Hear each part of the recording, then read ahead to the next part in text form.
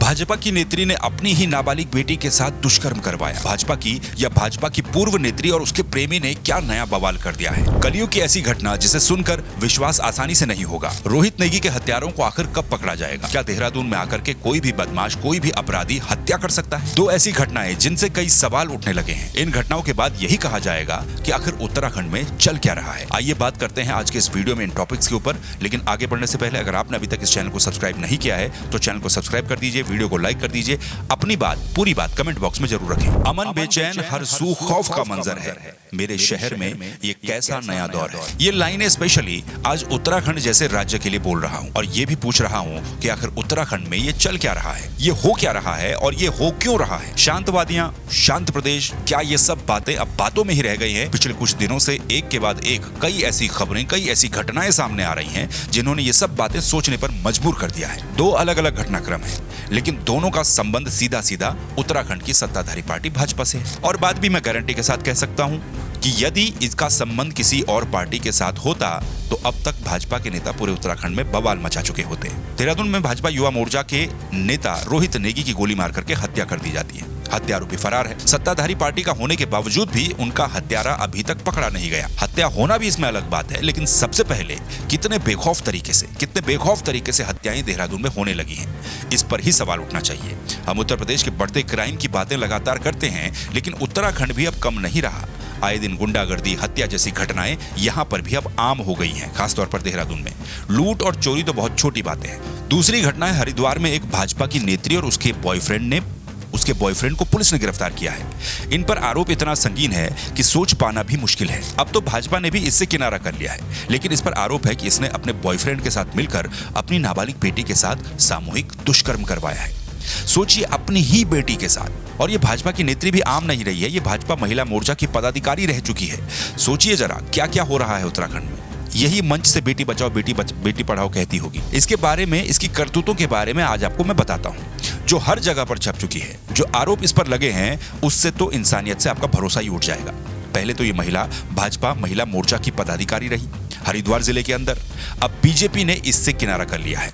एक पत्र वायरल हो रहा है जिसमें यह कहा जा रहा है कि इसको इसकी हरकतों की वजह से 2024 में ही पद मुक्त कर दिया गया था, लेकिन ये मंचों पर सक्रिय नजर आती थी, बिल्कुल आती थी। दरअसल होता ऐसा ही है, जब किसी पर कोई आरोप लगते हैं तो पार्टी उसे दूध में से मक्खी जैसे तुरंत किनारा कर देती है। जैसे अंकिता भंडारी केस में किया गया। हत्या का दोषी पुलकित आर्य था। वो कौन था? वो भाजपा के नेता का बेटा था, पूर्व राज्य मंत्री स्तर के नेता का बेटा था। उस समय बीजेपी ने उससे किनारा कर लिया। ऐसे ही कई और मामले भी सामने आए और भाजपा हो या कांग्रेस हो, हर कोई ऐसा करता है। यहां भी यही हुआ, इससे किनारा कर लिया गया, क्योंकि यहाँ संस्कारों की बात होती है। भाजपा के अंदर संस्कारों की बात होती है और इस महिला नेत्री ने तो संस्कारों का बहुत ही भयंकर तिरस्कार कर दिया। ये आरोप जो इस महिला के ऊपर लगे हैं, ये सामान्य आरोप नहीं है, बल्कि पुलिस ने भी इन्हें गिरफ्तार कर लिया है। आरोप है कि इस महिला ने अपने प्रेमी के साथ मिलकर, अपने बॉयफ्रेंड के साथ मिलकर अपनी ही बेटी का सामूहिक दुष्कर्म करवाया और कई बार करवाया। पुलिस ने बताया कि ये भाजपा की नेत्री महिला मोर्चा की पदाधिकारी रह चुकी है। अपने पति से विवाद के बाद ये अलग रहती थी। बेटे को इसने अपने पति के पास छोड़ा था और बेटी को ये अपने साथ लेकर के चलती थी।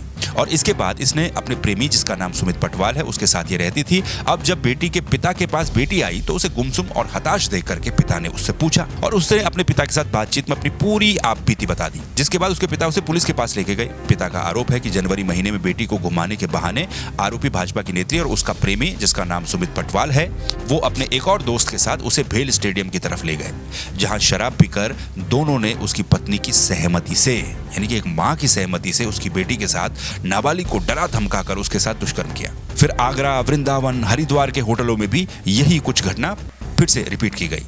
किसी को कुछ बताने पर जान से मारने की धमकी दी गई। सोचिए कैसी कलयुगी मां रही होगी ये, कैसी कलयुगी भाजपा की नेत्री रही होगी ये, जो खुद महिला मोर्चा की पदाधिकारी रह चुकी है। बेटी बचाओ बेटी पढ़ाओ कई बार खुद ही कहा होगा इसने। कोई इस खबर को अगर पढ़ेगा, देखेगा, किसी के मुंह से सुनेगा तो उसे विश्वास नहीं होगा, क्योंकि ये काम विश्वास करने लायक है ही नहीं। लेकिन पुलिस ने जब इसे सीरियसली लिया, जब इन आरोपों की जांच करवाई गई, मेडिकल करवाया गया, कोर्ट में बयान दर्ज करवाए गए और मेडिकल में यौन शोषण की पुष्टि हुई है, ये बात भी पुलिस की तरफ से बताई गई है। प्रारंभिक आरोप सही पाए गए हैं, जिसके बाद महिला और उसके बॉयफ्रेंड को पुलिस ने गिरफ्तार कर लिया। थाना रानीपुर में पीड़िता बच्ची द्वारा अपनी मां और उनके जो उसके मित्र हैं, पुरुष मित्र, उनके खिलाफ एक अभियोग पंजीकृत कराया गया था, जिसमें प्रताड़ना के साथ साथ बच्चे के रेप और आगे जो पोक्सो के एक्ट के तहत जो कार्रवाई है वो की गई है। इसमें बच्ची का मेडिकल कराया गया, जिसमें उसके द्वारा कही गई बातें की पुष्टि हुई है। बच्ची के 164 के बयानों में बच्ची के द्वारा जो बात कही गई है उसको ध्यान में रखते हुए जो अभियुक्ता है उसकी अरेस्टिंग पुलिस के द्वारा की गई है। साथ में उसके जो एक मित्र की अरेस्टिंग हुई है। एक व्यक्ति अभी फरार चल रहा है, मुझे उम्मीद है जल्दी उसकी भी अरेस्टिंग की जाएगी। ये तो क्योंकि पोक्सो एक्ट का मामला है, इसमें इस प्रकार की कोई भी आइडेंटिफिकेशन किया जाना ठीक नहीं है, लेकिन इसमें जो आरोपी है उसकी अरेस्टिंग की जाएगी। तीसरे आरोपी की तलाश चल रही है। ये केस सवाल उठाता है कि राजनीति में कैसे कैसे लोग सक्रिय होते हैं, या फिर अभी भी कैसे कैसे लोग सक्रिय होंगे चरित्र के हिसाब से। अब भाजपा भले इस नेत्री से किनारा कर ले, लेकिन रही तो ये उन्हीं की पदाधिकारी, मतलब निशब्द कर देने वाला केस है। ये केस सोचने पर मजबूर कर देगा कि आखिर ये हो क्या रहा है, समाज में कैसे कैसे और कैसी कैसी मानसिकता वाले लोग पनप रहे हैं। दूसरा केस देहरादून का रोहित नेगी हत्याकांड। एक लड़की को लेकर हुए विवाद में देहरादून के रहने वाले रोहित नेगी की, जो कि भाजपा युवा मोर्चा का नेता रहा है, उसकी एक आदमी हत्या कर देता है गोली मार करके। पहले फोन पर धमकी देता है और उसके बाद कार के सामने बाइक लगा करके शीशे से बंदूक सटाकर उसे गोली मार देता है। यह हत्यारा मुजफ्फरनगर का रहने वाला था, उत्तराखंड का नहीं था। पहले तो सवाल यही उठना चाहिए कि क्या देहरादून इतना शांत है, इतना सुरक्षित है कि बाहर से आने वाला कोई भी हुड़दंगी, कोई भी बदमाश यहाँ पर आकर के गोली कांड कर देगा, किसी को गोली मारेगा, चला जाएगा और पता भी नहीं चलेगा। अभी तक रोहित नेगी का हत्यारा पकड़ा नहीं गया है। मुजफ्फरनगर का रहने वाला अजहर त्यागी नाम का शख्स, जो रोहित नेगी का हत्यारा है, वो रोहित नेगी की गोली मार करके हत्या कर देता है। रोहित नेगी के परिवार वाले, उसके दोस्त, उसके जानने वाले पुलिस को लेकर के, कार्रवाई को लेकर के कई सवाल उठा रहे हैं। भाई 48 घंटे से ज्यादा का समय बीत चुका है, लेकिन अभी भी रोहित नेगी का हत्यारा पुलिस की पकड़ में नहीं है। रोहित के दोस्त, उसके परिवार के लोग और उसके जानने वाले डीएम को ज्ञापन देने भी पहुंचे। आज हम सभी डिस्ट्रिक्ट मजिस्ट्रेट ऑफिस आ रखे हैं अपना एक ज्ञापन देने के लिए, क्योंकि उत्तराखंड पुलिस के द्वारा अब तक कोई कार्रवाई शायद नहीं की जा रही है। हमारा घनिष्ठ मित्र, अपने घर का एक ही चिराग, श्री रोहित नेगी का कल एक किसी जिसका नाम मोहम्मद अजहर है, उसने गोली मारकर हत्या कर दी गई सरेआम रात को 1:30 बजे उन्हीं के गांव के सामने, भाववाला के बगल में। और एक लड़का है, शादी का नाम है मोहम्मद अजहर, लिखता त्यागी है, पता नहीं कौन सा त्यागी, कैसा त्यागी है। आज हम सभी अपने दल बल के साथ, जितने हमारे जो लोग हैं, ये कोई संगठन नहीं है, किसी, हम लोग सब निजी दोस्त हैं। और आज हम सब लोग डीएम साहब के यहाँ पर ज्ञापन देने के लिए आ रखे हैं और हम लोग मांग कर रहे हैं। अब तक गिरफ्तारी दूर की बात है, अब तक तो कोई कार्रवाई नहीं की जा रही है।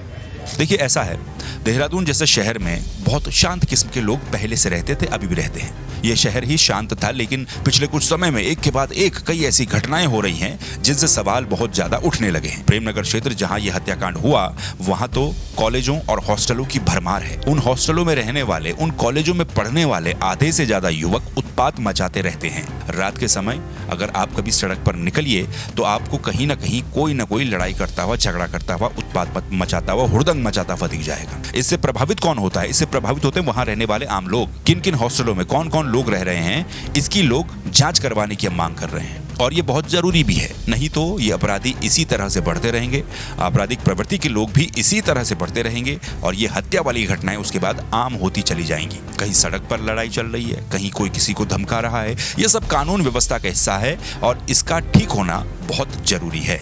रही बात रोहित नेगी के हत्यारों की, तो पुलिस उनको जितनी जल्दी पकड़े उतना ही लोगों का भरोसा पुलिस प्रशासन पर, कानून व्यवस्था पर कायम रहेगा। जाते जाते हरिद्वार जमीन घोटाले की बात भी कर लेते हैं। हरिद्वार में जमीन घोटाला होता है। 15 करोड़ की जमीन को 54 करोड़ रुपए पे खरीदा जाता है। इस मामले में 2 दिन पहले एक बड़ी कार्रवाई सरकार के द्वारा की जाती है। कहा जाता है कि 2 IAS, एक PCS अफसर को सस्पेंड कर दिया गया। इनके साथ 7, 8, 9 बहुत सारे सस्पेंड होते हैं। बहुत वाहवाही भी होती है कि सरकार भ्रष्टाचार पर जीरो टॉलरेंस है। अब कहा जा रहा है कि ये जांच विजिलेंस के द्वारा भी की जा रही है। सवाल सिर्फ इतना है कि बड़े अधिकारी तो पकड़ में आ गए, लेकिन कोई भी घोटाला कभी बिना किसी सफेद पोश के हुआ है क्या? जो नेता हैं, क्या वो कभी किसी घोटाले में शामिल नहीं हुए हों और घोटाला हो गया और अधिकारी पकड़े गए? ऐसा हो सकता है क्या? बिना किसी सफेद पोश के संरक्षण के कोई घोटाला हो सकता है? इस पर भी जांच होनी चाहिए। सिर्फ हरिद्वार का मामला नहीं, बल्कि उत्तराखंड के कई ऐसे मामले हैं भ्रष्टाचार के, घोटाले के, जिन पर लगातार कोई ना कोई आवाज उठाता रहता है, लेकिन होता कुछ नहीं है। अब जीरो टॉलरेंस है तो सभी के लिए जीरो टॉलरेंस होना चाहिए। बाकी आपका क्या कुछ कहना, कमेंट करके जरूर बताइए और इस वीडियो को लाइक कर दीजिए, चैनल को सब्सक्राइब कर दीजिए। आपसे फिर दोबारा मुलाकात होगी किसी दूसरे वीडियो में दूसरे टॉपिक के साथ। तब तक के लिए नमस्कार, अपना ख्याल रखिए।